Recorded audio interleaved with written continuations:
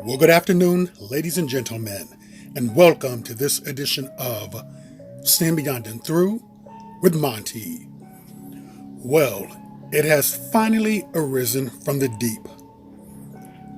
After years in the making, in fact, since 2019, it's soon to float to a theater near you, and that is Walt Disney's live animation pick, The Little Mermaid, starring none other than Halle Bailey, one half of the sister singing duo Chloe and Halle.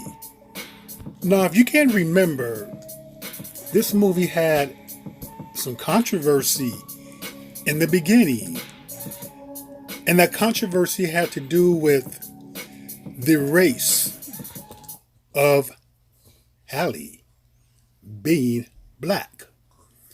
See, because the animated version of The Little Mermaid had Ariel as being white.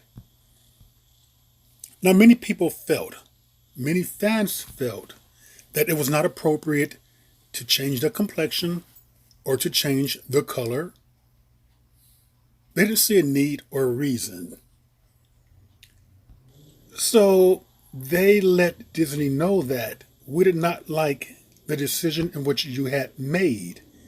So, yes, they did make Ariel a black mermaid, to the outright consternation of many. But as we're going to look into this right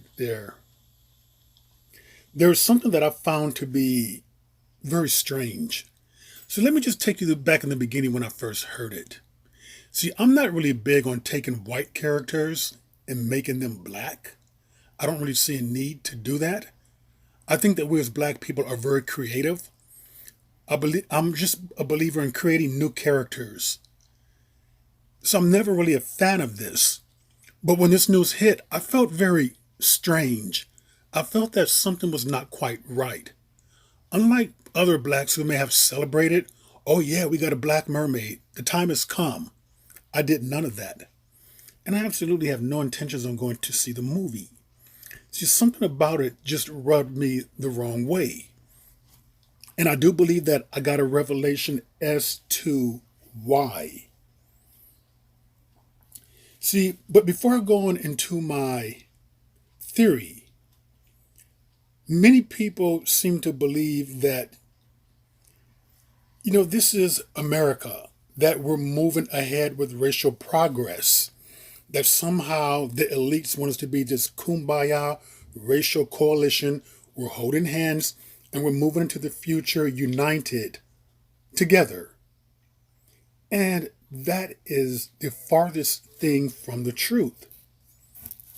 See, what people have got to understand, and what so many do not, is that movies, media, entertainment has always been used as a medium to drive and shift societal views, concepts, and understandings. And those understandings will lead to action.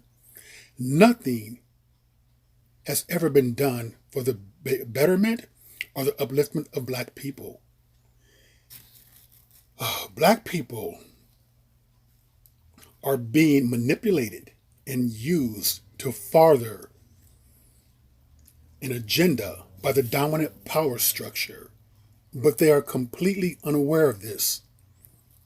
The goal of this agenda is to ensure white genetic survival by any means necessary. And you may ask, well, what does The Little Mermaid has to do with this? What does a G-rated movie, a Disney movie at that, has to do with this? Well, I will uncover it for you. Let's go. This is who they felt like Ariel should have been replaced with. An actress more along with this phenotype, and I agree. But I want you to look at something here. Who's her love interest? Strange how you have a black Little Mermaid, but you kept the love interest Caucasian. Look at this right here. There he goes. There's Ariel in all of her beauty and glory, a black mermaid, but her love interest is a white guy. There she goes right there again, and there's her love interest. Now you see where I'm taking this, right? After what I just read to you. This is the original Ariel, how it looked in the animated Disney version. But the live action one, they kept him, but got rid of her. And you have to wonder, why? Why not just change the character to a black love interest? But let me remind you, America has never been big at the promotion of black love. America has never been big on seeing the black family together, unified in strength, moving forward into the future. But these times that we're living in right now are special circumstances. And before I go on, I want to show you something. That was Daniel Craig, the James Bond. And here's Idris Elba. Idris Elba, as we know, is in talks to be the new James Bond. It's official. Idris Elba is part of the James Bond conversation. Now we're going to get to what I'm trying to convey to you. This is James Bond, Ian Fleming's character in the 1920s. The original Bond was a white guy with blonde hair and blue eyes. He was not black. Now these are the runnings for the new James Bond. This right here is John Boyega. Is to the left. This is Daniel Craig, who has finally finished his contract out as James Bond. So John Boyega is one of them. Regé-Jean Paul. He's in the running also. Remember him from Bridgerton? Now he's a biracial actor from Bridgerton. From the movie, that is. And his name has been mentioned a lot as Bond also.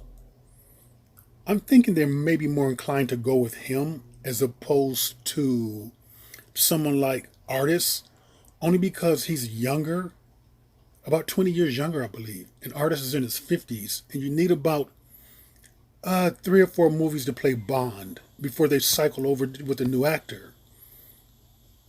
But who knows? But here we go again. Now, these are the actors who are in the running there.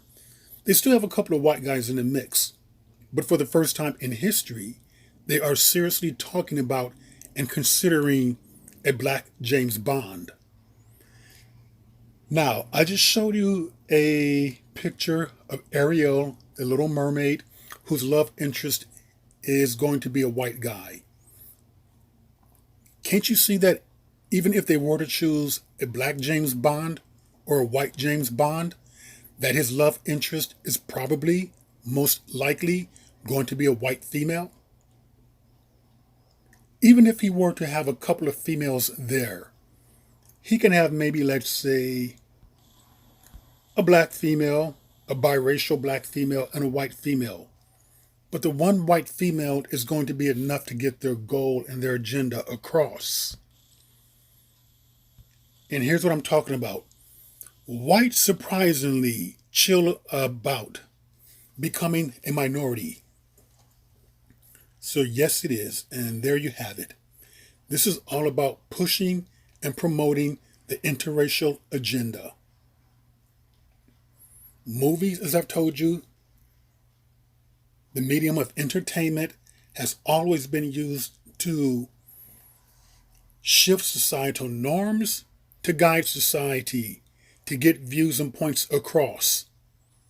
No doubt in my mind that this Ariel being a black girl and her love interest being white and talk of a possible black James Bond, it is only because the white race is dying and they want to save it and preserve it by any means necessary.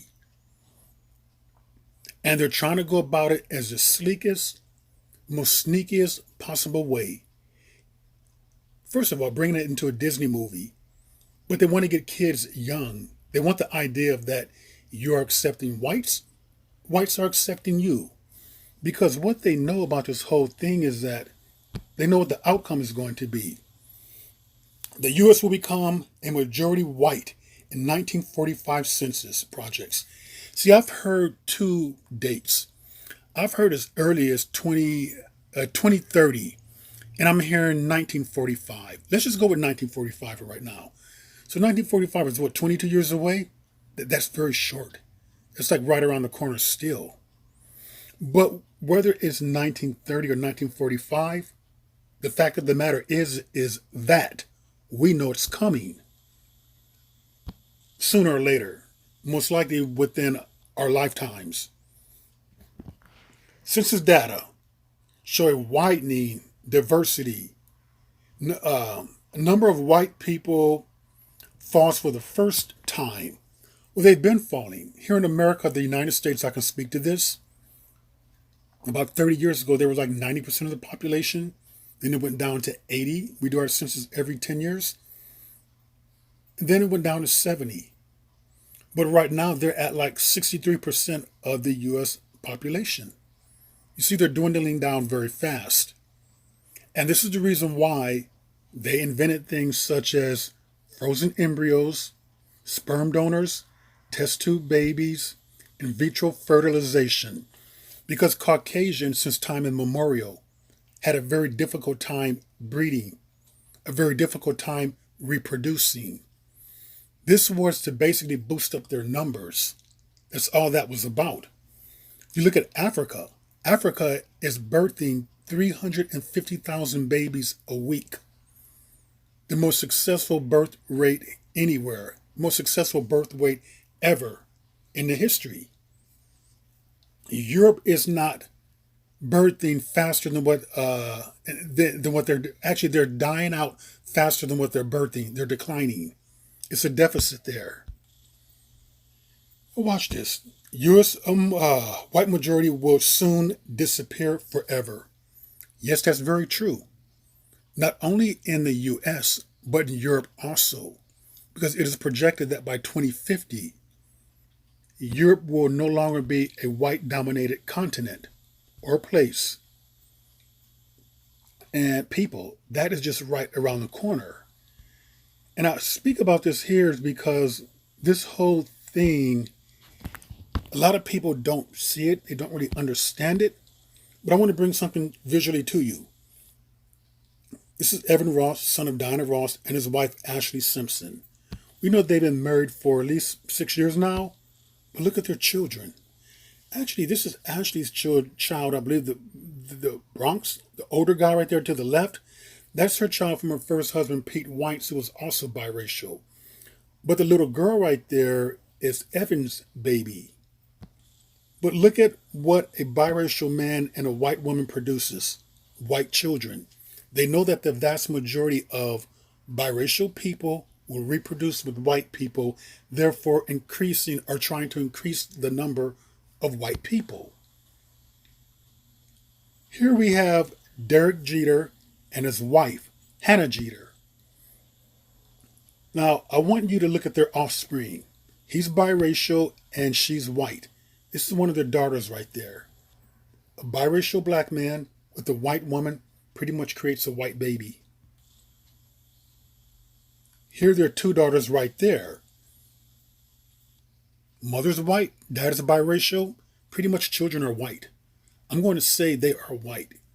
We're no longer under that one drop rule. Yes, they have black ancestry, but the vast majority of their genetic DNA, around 70%, is going to be white. We do not go by the one drop rule anymore. That's gone. You can have black ancestry in you and still be a white person. So all of this stuff right there with making the little mermaid a black mermaid and making her love interest white. Visually, that sends out a visual signal and message right there. The idea of talking about a James Bond.